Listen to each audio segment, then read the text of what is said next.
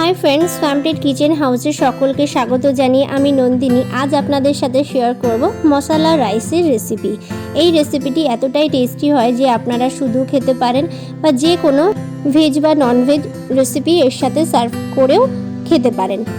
রেসিপিটি শেষ পর্যন্ত দেখার অনুরোধ রইল। রেসিপিটি যদি ভালো লেগে থাকে আমার চ্যানেলকে সাবস্ক্রাইব করে আমার পাশে থাকার অনুরোধ রইল আপনাদের সকলের কাছে। আর পাশে থাকা বেল আইকনটি প্রেস করে দেবেন নতুন নতুন রেসিপির আপডেট যাতে সবার আগে আপনাদের কাছে পৌঁছে যায় সেই জন্য। তাহলে চলুন রান্নাটা শুরু করা যাক। আমি এখানে কড়াইতে প্রথমে দিয়ে দিলাম সরষের তেল। আমি এখানে সরষের তেল ব্যবহার করেছি, আপনারা চাইলে সাদা তেলও ব্যবহার করতে পারেন। এবার আমি এর মধ্যে দিয়ে দিচ্ছি সামান্য পরিমাণে মৌরি, হাফ চামচ কালো সর্ষে, হাফ চামচ জিরে আর দিচ্ছি 10-12টা মতো কারি পাতা। এবার ভালো করে ফোড়নটাকে একটু হতে দেব। ফোড়ন থেকে খুব সুন্দর গন্ধ বের হতে শুরু করলে আমি এখানে দিয়ে দিচ্ছি 1.5টা মাঝারি সাইজের পেঁয়াজ। এবার পেঁয়াজটাকে একটু নাড়াচাড়া করে নেব। পেঁয়াজ ভালোভাবে নাড়াচাড়া করে নিয়ে এর মধ্যে দিয়ে দিচ্ছি একটা মাঝারি সাইজের কুচি করে রাখা টমেটো, দিয়ে দিচ্ছি 4-5টা কাঁচা লঙ্কা। ঝালটা আপনারা যে যেরকম খেতে পছন্দ করেন সেই অনুসারেই দেবেন। এবার বেশ ভালো করে নাড়াচাড়া করে নেব যতক্ষণ না পেঁয়াজটা একটু নরম হয়ে যায়। দেখুন পেঁয়াজটা অনেকটাই নরম হয়ে গেছে। এখন আমি এর মধ্যে দিয়ে দিচ্ছি হাফ চামচ আদা রসুন বাটা। আবারও বেশ ভালো করে নাড়াচাড়া করে মিশিয়ে নেব। ততক্ষণ পর্যন্ত নাড়াচাড়া করব যতক্ষণ না আদা রসুনের কাঁচা গন্ধটা চলে যায়। গ্যাসের ফ্লেমটাকে আমি মিডিয়াম টু লোতে রেখেই রান্নাটা করছি। ভালোভাবে নাড়াচাড়া করে মিশিয়ে নিয়ে এর মধ্যে আমি দিয়ে দিচ্ছি কিছু পরিমাণ গাজর, দিয়ে দিচ্ছি ক্যাপসিকাম আর দিচ্ছি কিছু কুচি করে রাখা বিনস। সবজিটা আপনারা আপনাদের পছন্দ মতোই নেবেন। আমি এখানে সমস্ত সবজি নর্মাল মাঝারি সাইজের বাটির 1 বাটি করেই নিয়েছি। এবার বেশ ভালো করে নাড়াচাড়া করে নিচ্ছি।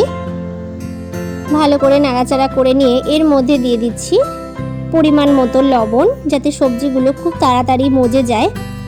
বেশ ভালো করে আবারও নাড়াচাড়া করে নেব।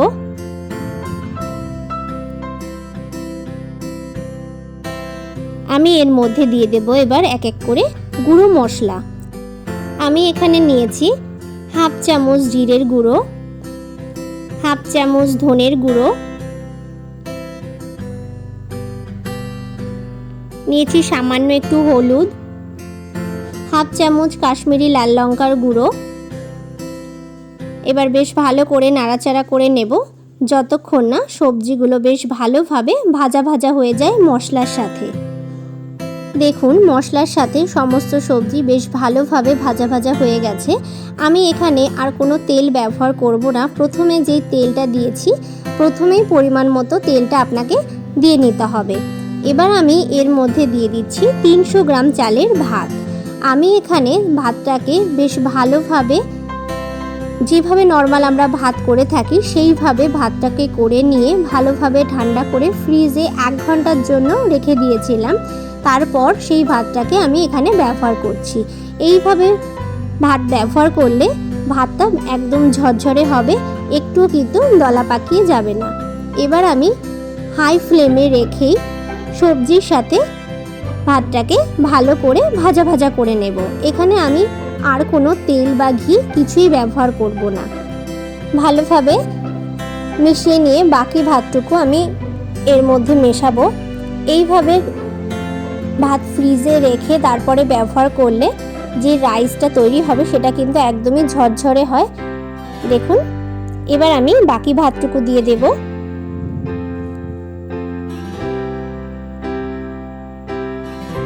সমস্ত ভাত দিয়ে দেওয়ার পর আমি এখানে দিয়ে দিলাম কিছু ধনেপাতা কুচি, দিচ্ছি স্বাদ মতো চিনি,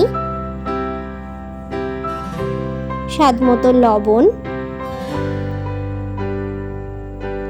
আর দিচ্ছি 1 চামচ গরম মশলার গুঁড়ো। এবার বেশ ভালো করে নাড়াচাড়া করে আমি ভাতটাকে মিশিয়ে নেব। গ্যাসের ফ্লেমটাকে হাইতে রেখেই আমি ভাতটাকে বেশ ভালো করে ভাজা ভাজা করে নেব। আপনারাও এই রেসিপিটি ঠিক এইভাবে ট্রাই করে দেখতে পারেন। আশা করছি আপনাদেরও ভালো লাগবে। এই রেসিপিটি বাড়িতে ঠিক এইভাবে ট্রাই করে আমাকে কমেন্ট করে জানাতে ভুলবেন না আপনাদের কেমন লাগলো। প্রায় 5-7 মিনিট ধরে ভাতটাকে আমি হাই ফ্লেমে ভাজা ভাজা করে নিয়েছি। মশলার রাইস একদমই তৈরি সার্ভের জন্য। এবার আমি সার্ভ করে দেব। গরম গরম মশলা রাইস সার্ভের জন্য একদমই তৈরি। আজকের এই রেসিপিটি যদি ভালো লেগে থাকে লাইক করবেন, শেয়ার করবেন, বাড়িতে অবশ্যই ট্রাই করবেন। সকলে ভালো থাকুন, সুস্থ থাকুন। আমার পাশে থাকার অনুরোধ রইল আপনাদের সকলের কাছে। ভিডিওটি শেষ পর্যন্ত দেখার জন্য অসংখ্য ধন্যবাদ।